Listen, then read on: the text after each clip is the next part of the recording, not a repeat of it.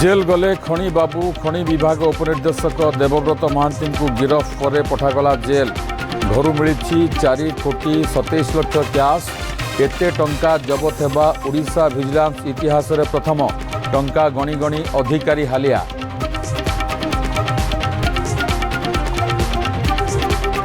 शैलबाला महिला महाविद्यालय को विश्वविद्यालय मान्यता दाबी। जिलापाल आलोचना विफल पर छात्री अहोरात्र धारणा।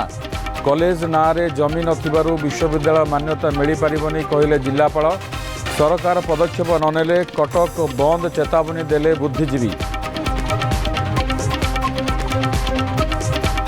चिन्मय मिशन पक्षर कटक रे हनुमत महोत्सव आरंभ। हनुमान चालीसा हनुमान अष्टकम पाठ सहित गीता ज्ञान यज्ञर आयोजन।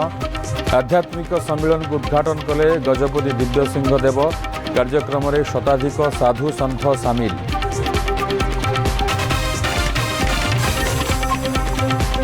बाहरीन रे चमकिले विश्व चैंपियन प्रमोद भगत। विश्व पारा बैडमिंटन चैंपियनशिप रे क्रमागत चतुर्थ थर सिंगल्स रे चैंपियन।